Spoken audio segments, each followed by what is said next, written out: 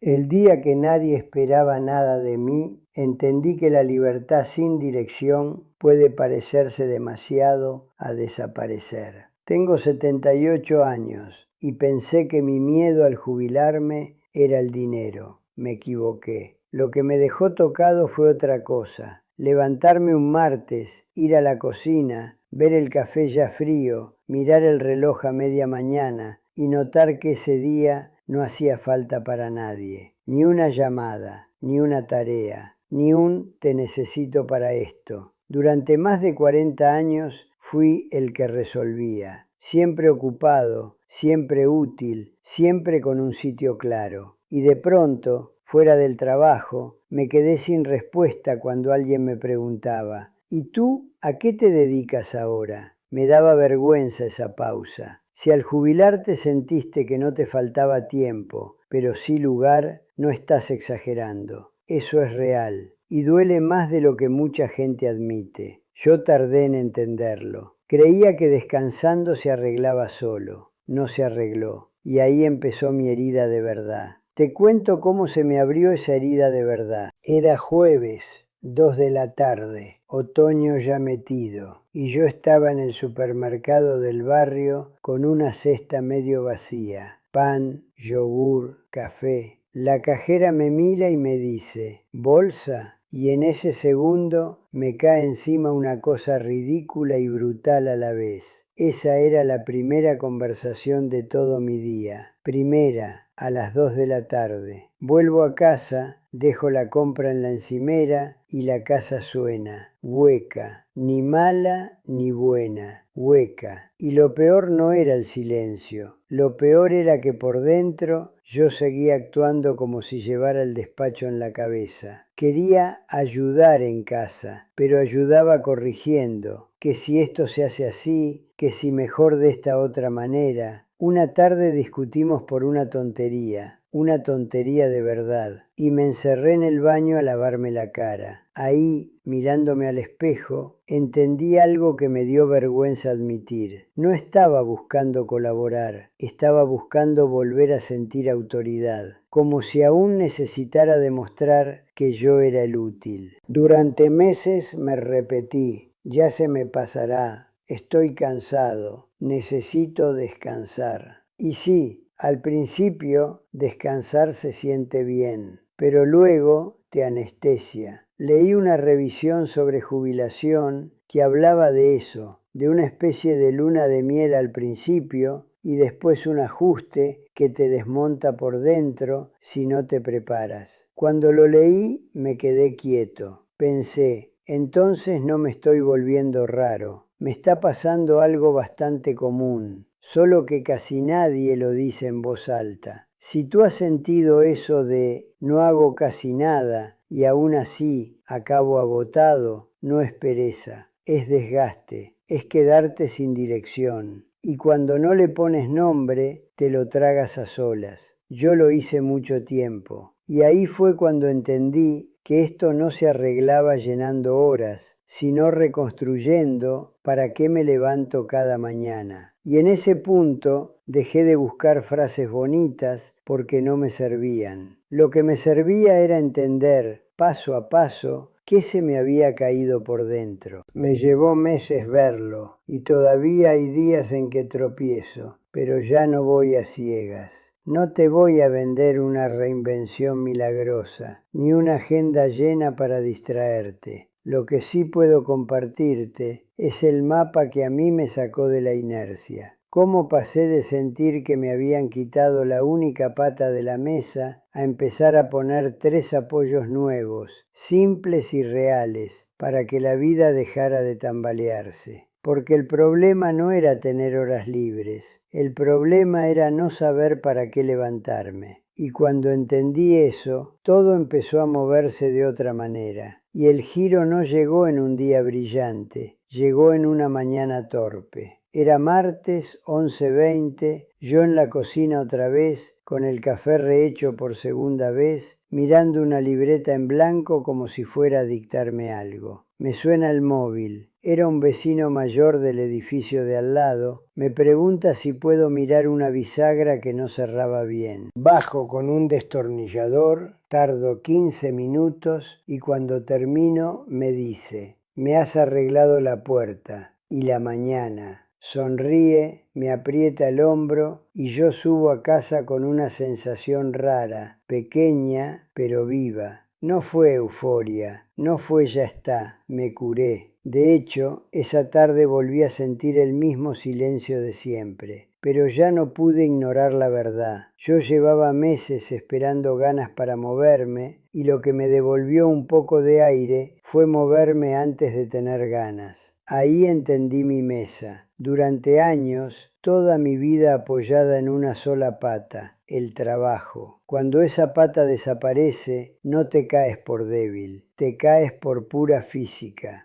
Y ese día vi, por primera vez de verdad, que no necesitaba otra carrera ni una agenda llena. Necesitaba poner 3 patas nuevas, una por semana, y dejar de vivir en equilibrio imposible. Lo primero que tuve que aceptar es esto. El trabajo no solo me pagaba facturas, me prestaba una identidad ya hecha. Llegabas, fichabas, resolvías. Y nadie te preguntaba quién eras, porque el papel ya contestaba por ti. Lo vi clarísimo en mi última semana laboral. Me hicieron una despedida preciosa, con fotos, abrazos, promesas de nos vemos pronto. Yo salí flotando. Pensé, qué bien me quieren. Esto sigue igual, solo que sin madrugar. 2 meses después, estoy en una cafetería del barrio, sentado junto al cristal, removiendo un café que ya no necesitaba azúcar. Pasa un antiguo compañero, me ve, sonríe con cariño, me toca el hombro. ¡Qué alegría verte! Y sigue andando deprisa porque llegaba tarde a una reunión. Y no hizo nada malo, nada. Pero yo me quedé ahí, con una sensación rara. Fuera de la oficina, yo ya no sabía dónde encajar en su vida, ni en la mía. Si te jubilaste y sentiste que te borraron del mapa sin que nadie te hiciera daño, no estás exagerando. Eso existe. Es una salida de rol de verdad, de las que te mueven el suelo. Y cuando no entiendes que lo que perdiste fue un rol, intentas curarlo con descanso. Yo lo hice al pie de la letra. Primer verano jubilado. Siestas largas, tele, arreglar un cajón, dar una vuelta corta, volver, otra siesta. Al principio fue gloria. Te diría que hasta me lo gané. El problema vino después. En otoño empiezo a despertarme cansado, con el cuerpo pesado y la cabeza como en niebla. Un jueves voy al súper a las 2 de la tarde. La cajera me pregunta, ¿bolsa? Y me cae encima. Esa era la primera conversación de mi día. Primera, a las 2. Leí una revisión sobre jubilación que describía justo eso. Una especie de luna de miel al principio y luego un ajuste que te descoloca por dentro. Cuando lo vi escrito pensé, vale, no me estoy estropeando yo solo, esto le pasa a mucha gente. Y si tú estás en ese punto de no hago casi nada y aún así termino agotado, no es pereza, es desgaste por falta de propósito, es cansancio de no saber para qué. Y aquí viene una parte incómoda. El vacío más duro no era estar inactivo, era no sentirme útil. En casa yo decía que quería ayudar, pero muchas veces ayudar era corregir. Eso hazlo así, mejor de esta forma. Una tarde discutimos por una tontería, de verdad una tontería, y me encerré en el baño a lavarme la cara. Me miro al espejo y me digo, no estás colaborando, estás pidiendo autoridad con otro nombre. Me dio vergüenza, pero me alivió verlo. Luego entendí algo que leí sobre motivación humana, eso de que necesitamos sentir competencia, autonomía y vínculo. En el trabajo lo tenía casi sin pensar. Al jubilarme, esas 3 patas se aflojaron a la vez, y yo me enfadaba por cosas pequeñas, porque por debajo había una herida grande. Así que si últimamente te notas irritable por nimiedades, quizá no sea mal carácter. carácter. Quizás sea dolor por no sentirte necesario. Ahora, yo sé la objeción porque la tuve en mi propia cabeza. Todo esto suena bien, pero cuando me encuentre mejor ya empezaré. Eso repetí durante meses. Cuando esté más animado, llamo. Cuando tenga ganas, salgo. No pasaba. Y ese fue mi arrepentimiento real. Esperé a sentirme bien para moverme, cuando en mi caso era al revés. Me movía un poco y entonces aparecía un poco de aire. El giro fue muy poco épico. 3 llamadas en una semana, apuntadas en un papel para no hacer trampas. Una me la cogieron y acabamos hablando 20 minutos. Otra fue breve y fría. La tercera ni me la devolvieron. También bajé a ver a un vecino mayor por una bisagra que no cerraba bien. 15 minutos, destornillador, puerta arreglada. No salí eufórico, salí menos atascado. Ese matiz me cambió la vida. No esperar el ánimo perfecto, crear una estructura mínima que funcione incluso en días tontos. Y esa estructura fue mi mesa de 3 patas. 90 días. 3 compromisos semanales, medibles, sin heroicidades. Primera pata, vínculo. Segunda, contribución. Tercera, aprendizaje. Puse una libreta en la mesa del salón con 3 casillas por semana. Nada digital, que yo con la tecnología me llevo bien, cuando ella quiere. Había semanas en que la casilla más difícil era abrir el bolígrafo. En vínculo no me propuse hacer vida social. Eso me habría espantado. Me propuse una conversación de calidad fuera de casa, aunque fuera con una sola persona y aunque durara media hora. Un martes caminé con un antiguo vecino. 10 minutos de charla torpe al principio y de pronto estábamos hablando de nuestros padres, de miedos que no le habíamos contado a nadie. Ahí entendí que vínculo no es cantidad, es profundidad. Si eres reservado, como yo he sido muchas veces, esto no va de volverte extrovertido. Va de dejar de pasar semanas enteras sin una conversación que te toque de verdad.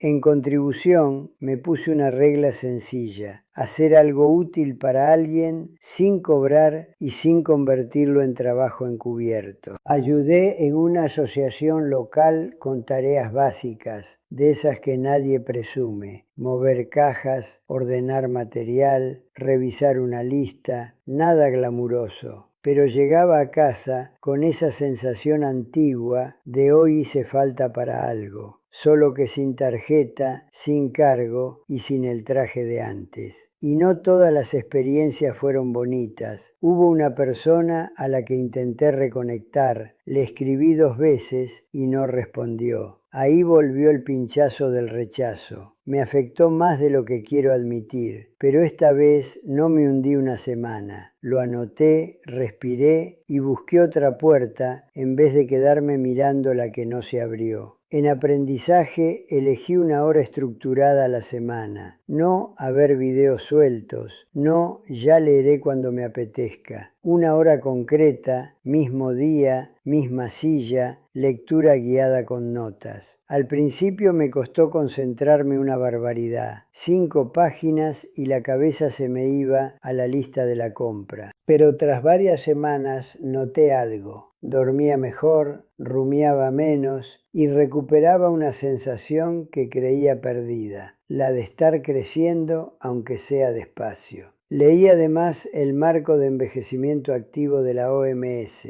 y me dejó una frase clavada: el bienestar en esta etapa no es solo no estar enfermo, también cuenta participar y contribuir. Cuando lo aterrizas, tiene todo el sentido. El cuerpo importa, claro que importa, pero la salud emocional también se resiente si pasan los días sin vínculo, sin utilidad y sin reto mental. Por eso, si tu objeción ahora es mi problema real es la salud, no la identidad, te entiendo y tienes razón en parte. Yo también tengo días de cuerpo limitado. Aún así, en semanas flojas, he podido mantener versiones pequeñas. Una llamada en vez de paseo, una ayuda por teléfono en vez de mover cajas, 20 minutos de lectura en vez de 1 hora. Adaptar no es rendirse, adaptar es seguir en juego. Y con todo esto aparece un enemigo silencioso que me retrasó más que la edad, el orgullo mezclado con vergüenza. Tardé meses en decir en voz alta, me está costando más de lo que esperaba. Cuando por fin lo dije a un amigo de mi quinta, en un banco del parque, me respondió sin pensar, a mí también. Esa frase me aflojó el pecho, más que muchos consejos. También me topé con investigaciones sobre soledad y salud y me dejaron frío. El aislamiento sostenido se asocia a más riesgo de mortalidad. No te lo cuento para asustarte, te lo cuento porque a veces pedir apoyo nos parece debilidad y en realidad es prevención. Si te cuesta pedir ayuda porque deberías poder tú solo, bienvenido al club de los supuestamente fuertes. Nos cuesta justamente a los que más años hemos pasado resolviendo solos. Y aún así no te voy a vender una película limpia. Hubo semanas en que no cumplí nada de lo planificado. 0 de 3 casillas. Días de nostalgia absurda, echando de menos hasta reuniones que antes odiaba. Todavía me pasa. Todavía hay mañanas en que miro el café y noto ese hueco antiguo. La diferencia es que ahora reconozco la señal antes de caer del todo. Antes me tragaba el vacío en silencio. Ahora tengo un sistema para mover una pieza pequeña ese mismo día. Porque de eso va, al menos para mí, no de reinventarme de golpe a los 78, sino de rediseñar continuidad. Seguir siendo yo, con los mismos valores, en un formato nuevo. Mi dolor no vino de jubilarme, vino de jubilarme sin plan humano, sin pensar quién me iba a conocer de verdad, quién me iba a necesitar de forma sana y qué me iba a exigir atención cuando el trabajo dejara de ordenar mis días. Y aquí está la parte importante para quien aún está a tiempo y también para quien cree que ya llegó tarde. El mejor momento para preparar la jubilación emocional fue antes, sí, pero el segundo mejor momento es esta semana. No cuando te sientas inspirado. Esta semana con una acción pequeña y concreta. Ahí empieza a dejar de tambalearse la mesa. Hoy, cuando miro mi vida desde fuera, no veo una historia de superación limpia. Veo una mesa que ya no cojea como antes. Sí, pero que todavía hay días en que tiembla. He mejorado cosas concretas. Duermo mejor muchas noches. Paso menos horas en piloto automático. Ya no enlazo 3 o 4 días sin hablar de verdad con nadie. Y cuando noto ese vacío viejo, ese de hoy no hago falta, ya no me asusto igual. Lo reconozco antes, le pongo nombre y hago algo pequeño ese mismo día, aunque sea una llamada corta o 20 minutos de lectura con la cabeza a medias. Pero no estoy curado. Hay mañanas en que el café se enfría igual que antes y me entra una nostalgia absurda del antiguo rol. Echo de menos incluso partes del trabajo que en su momento me pesaban. Y eso me incomoda admitirlo, porque uno quiere pensar que ya cerró etapa, pues a veces no. A veces la etapa te vuelve a visitar sin avisar. También he aceptado algo que me costó años. Hay semanas en las que cumplo una casilla o ninguna. Antes eso me hundía. Ahora me fastidia, claro, pero ya no lo convierto en sentencia. No me digo, ves, no has cambiado nada. Me digo, esta semana salió mal, la siguiente empieza en 0. Parece poca cosa, pero para mí es un cambio enorme. Y si tú estás en ese punto raro de haber avanzado un poco, pero seguir sintiendo grietas, no estás haciéndolo mal. Estás en el proceso real, el de verdad, el que no sale bonito en ninguna foto. Yo sigo intentando cambiar una cosa en particular, pedir ayuda antes de encerrarme. Todavía me sale tarde, todavía me cuesta decir, oye, hoy estoy torcido. Me sale más fácil arreglar una bisagra que abrir esa frase. Pero al menos ahora ya sé que callarme me empeora y decirlo me ordena por dentro. Y otra verdad, mi camino no es una receta. A mí me sirvió la mesa de 3 patas porque encaja con cómo soy yo, con mi carácter, con mi historia. A otra persona le puede servir otro ritmo, otra estructura, otra puerta de entrada. No hay una jubilación correcta, hay muchas formas dignas de reconstruirse. Lo único que sí veo claro, después de todo esto, es que la edad no te quita el derecho a seguir ajustando tu vida. No para convertirte en otra persona, sino para seguir siendo tú con más intención, con límites, con días malos, con contradicciones, pero despierto.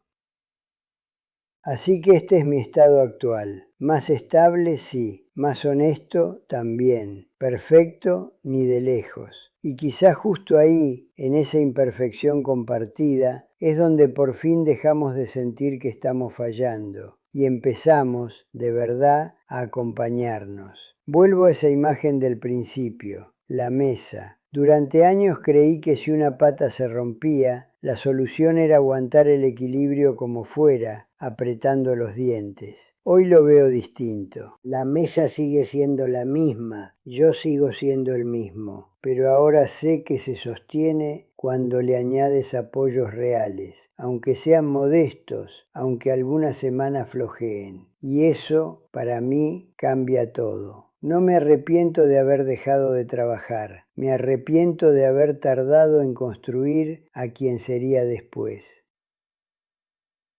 Si esto te toca de cerca, me gustaría leerte de verdad. ¿En qué momento notaste por primera vez que el problema no era el tiempo libre, sino la falta de dirección? Y si esta semana tuvieras que elegir solo una acción, una nada más, entre vínculo, contribución o aprendizaje, ¿cuál sería y por qué? Si te interesa seguir teniendo este tipo de conversaciones, quédate por aquí. Podemos seguir abriendo esta puerta paso a paso, sin prisa y sin fingir que todo está resuelto.